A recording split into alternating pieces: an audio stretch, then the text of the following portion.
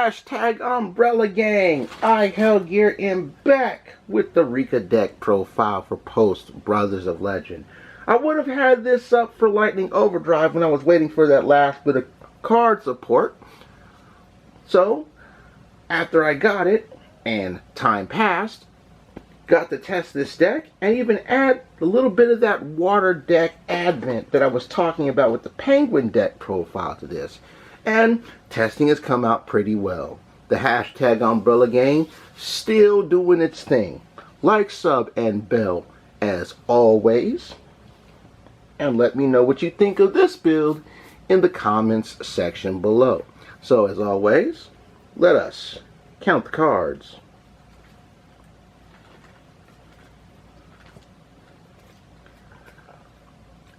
As always, we begin with two of the sweet Rikka petals. Let me adjust this camera. I can never seem to get this right.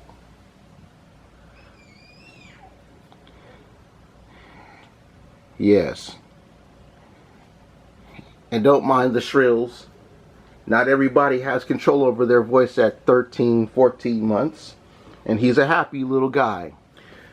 We begin with two Rikka petals. This is the only odd leveled monster out of the block. You shouldn't be playing this at 3-2 is fine. It has two once per turn effects. During the main phase, you can either take one Rikka monster from your deck and send it to the graveyard or add it to your hand. And during the end of your opponent's turn, if you control no monsters or all plant monsters, Petal special summons herself from the graveyard. Very decent 2 of, glad to have her. Next up, we have 3 copies of Mudan, the Rikka Fairy. You can tribute a plant to special summon this card from your hand. And if she's special summoned by the effect of a plant monster, including herself, she wrote as a Rikka spell or trap from deck to hand. And that is OPT. 2 copies of Rikka, the Rikka Fairy. This essentially is the honest Neos of the deck. Busting out with 1,000 attack and defense for the turn if a battle involves a plant that you control. Not just a Rikka, but any plant. And outside the damage step, while this is in the graveyard, when a plant you control is tributed, special summons herself from the graveyard but is banished when leaving the field. 2 copies of Hellbore, the Rikka Fairy. This is the N-archetype hand trap. If you control a Rikka monster and one of your plants will be targeted for an card effect, you pitch her and she's essentially Effect Veiler. And just like Rikka, you can always tribute it you can tribute a plant while it's in the graveyard to special summon herself in defense. Oh, that's right. Rikka special summons herself in defense. I forgot to say that. But again, banished when leaving the field. I run 1 Snowdrop, the Rikka Fairy. I still like seeing this at 1, even though I may at some point up her to 2. But 1 has done me some good justice anyway. Tribute a plant monster, special summon herself and another plant from your hand. Man.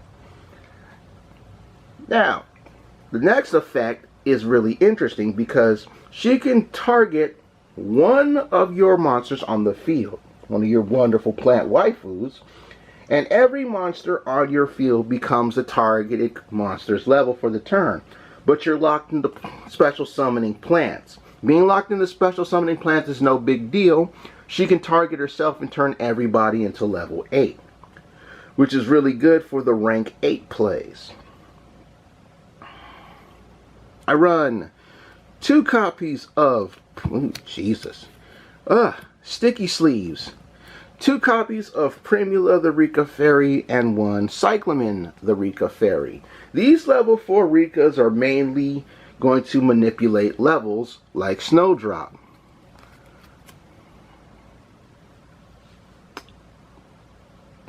Primula will raise your plant's levels by 2. Cyclamen will lower your plant's levels by 2. You contribute Cyclamen from the hand or face-up field to do her level manipulating. And Primula, if you tribute a monster, you can special summon her from your hand in defense position. Just remember, when you special summon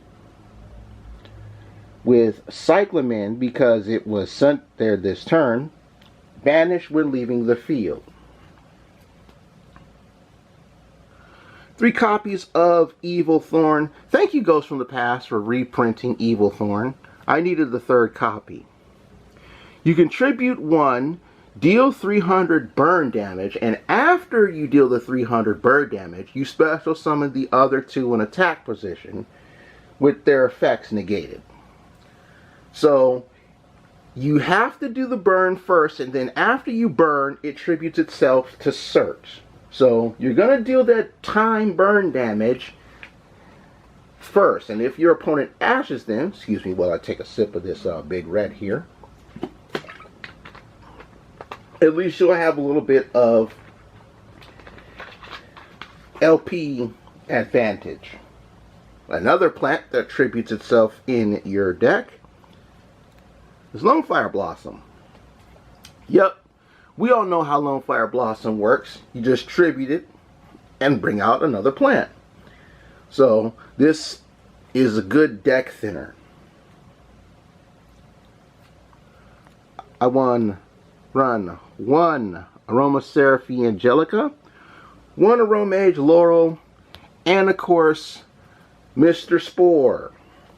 All plant decks or plant variations of decks seem to be running Spore. He's just that good. We all love Spore, especially when we banish a monster from the graveyard once per duel, so it augments its levels. The aroma cards work pretty well with each other, special summoning in themselves to give you life points. And when your life is higher than your opponent's, you can special summon Laurel from your hand. If you gain life points, target a non-tuner plant in the field, and it's treated as a tuner for the turn. Angelica is a little bit different because you can do it during either player's turn to pitch her and then target a roam card in your graveyard to gain life. Very nice tech that goes on with these cards. I really do like that. And then of course the 1 World Carat Weight Champion, we all know how we're using him. He works very well with our level 4s. It's also how we go into our rank 4 plays. Into the spells. We know what these 2 cards do. We've been along long enough. We know the smell of the game. Taking the quote from Guilty Gear Strive. 2 copies of Rikka Glamour. This is the N archetype Rhoda. You can also tribute a plant when you activate this. If you do tribute a plant when you activate this Rhoda for the Rikkas, you can add another plant to your hand that's the same level as your Rikka but of a different name. So for example, if you use this, tribute one of your plants, like say a leftover Evil Thorn, and you get Primula the Rikka Fairy, you can then add Cyclamen the Rikka Fairy or World Carat Weight Champion. Rikka Flurries has a situational effect where if you control a non-plant monster during the end phase of the turn, it's destroyed. It doesn't come up often, but there are instances when that will happen. The main thing with Rikka Flurries is if one of your Rikkas is tributed, you can make your opponent tribute 1 monster of their choice. That's right. Tribute a monster of the choice. You're not sending it. You're not destroying it. You're not bouncing it. They are literally tributing a monster.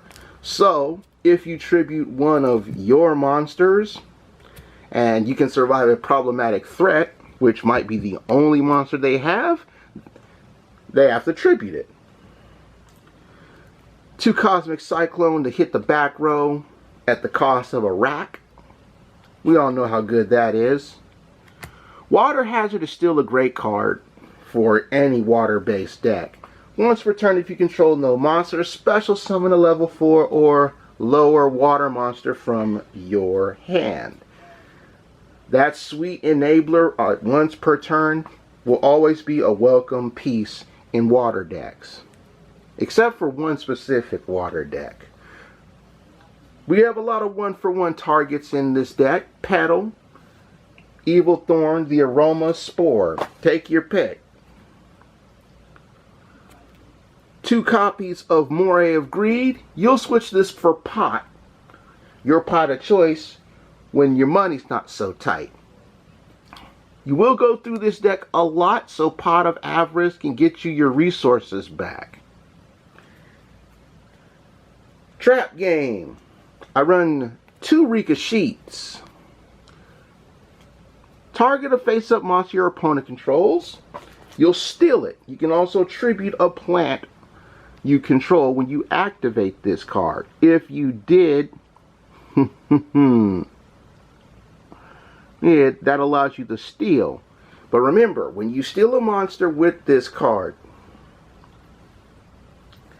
it becomes a plant monster for the turn. You do give it back as well. Rikka Tranquility, I only run 1 of these. Many Umbrella Gang duelists have the ratios of Sheet and Tranquility the other way. How I do this. It acts as a double version of Back to the Front. Especially if you tribute a plant when you activate it. You can even shut down your opponent's monster's effects for the turn when doing so. 2 copies of Ice Barrier. Look, the Rikka deck doesn't have many negates. The main negate that the Rikka deck has is in Hellbore the Rikka Fairy. So using Ice Barrier to, when your opponent swings at one of your water plant waifus, to drain all their attack and negate them is a wonderful thing. And because there are level 5 and higher Rikkas, you can benefit from that as well. Just like you can benefit from the Icebound God. You should have no problems getting 2 water monsters on your field to shut off one of your opponent's cards. And if you summon a level 5 or higher water monster while this thing is in the graveyard, you can set it to your field, but banish it when it leaves the field the next time. That wraps up our main deck. Extra deck time. Play the 1 Sylvan Princess Sprite. This hits us an excavation off the top of the deck. Can get us to our spells. Otherwise, if it's a monster, off to the grave. 2 Rikka Queen Strenna. Oh. Oh man, this is an interesting card because Ogdoadic, the Snake Boys, use this for another plant rank monster in the deck. You detach, this is a detach for Rhoda, right? Yep, even Munchie's getting in on this, folks. I know how much you guys miss her. Okay, no, the detach is for recursion. Thank you, Jesus. I almost forgot how this Rikka Queen works. If Rikka Queen Strenna is also tributed while it has Exceeds material, you can literally take a rank 6 or higher plant monster, Exceeds summon it from your extra deck, and then attach it as Exceeds material. The rank up Exceeds change is a very welcome thing for some of these next wonderful cards. I only run the 1 Kanzashi, the Rikka Queen now. Originally I ran 2. I just don't go into her too much. If a monster is tributed outside of the damage step, detach a material from this card, then target a monster in either graveyard and special summon it, but negate its effects and it becomes a plant once per turn. This can also let you tribute a plant to prevent card destruction, so she gives a bit of protection as well. Fairy Archer Ingwenar was in the main deck before, but I have since taken him out. He's still pretty good if you're building this at core, but Fairy Knight Ingwenar is going to stay. Yes, using 3 level 6s to exceed summon him, but only detaching 2 for his spell speed 4 board bounce is weird. That's right, folks. He needs 3 materials. You detach 2 and you bounce every other card on the board to the hands, both sides, and your opponent cannot respond to it. That board bounce and then follow up with summoning your other plants to swing in and deal damage is a wonderful godsend. 1 Teardrop the Rikka Queen. Teardrop and Snowdrop are like the most expensive ladies of this archetype. I think they're like $12 each. But Teardrop is so good. If it has Plant Exceeds materials, the detach that it does to tribute a monster on the field, and that's from either side of the field, becomes a quick effect.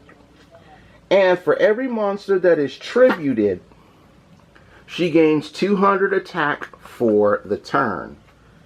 So if you use Teardrop the Rikka Queen in combination with, like, say, for example, your opponent will swing at Primula the Rikka Fairy. You'll detach from Teardrop, tribute Primula the Rikka Fairy. This will cause your opponent to tribute 2 times. They'll tribute the first time. Well, you can tribute a monster by the effect of Teardrop, and then either on resolution, which is where I like to do it, you'll chain Flurry's effect, and then you'll make your opponent tribute a second monster, and that's a beautiful thing.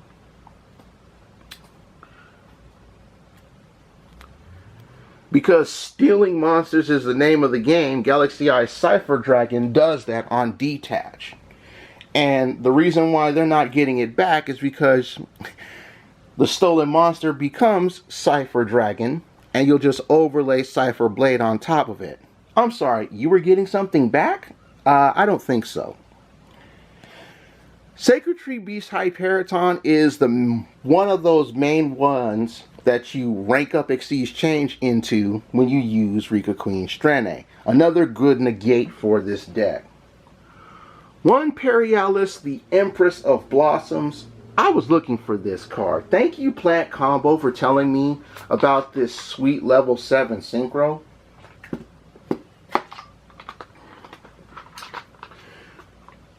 She gains 400 attack for every other plant on the field. And once per turn, she can special summon a level 6. Is it lower or higher? Yes, level 6 or higher plant from your hand or graveyard in defense position. So, she can act as a form of recursion for Mudan, the Rikka Fairy, which can also give you a Spell or Trap Rhoda, which is a beautiful thing. For the links, apparently Aromatherapy Jasmine is rising in price. Makes sense, she's only had 1 reprinting. If your life is higher than your opponent's, Aromatherapy Jasmine is not destroyed by battle. Once per turn, you contribute a plant that this card points to, special summon another one. This can really add some oomph to your boards. Since the majority of the monsters are water, linking into Marincess Coral Anemone can get you 1 with some lower stats back. Everybody knows about the Nightmare Engine. I don't have to explain those guys to you.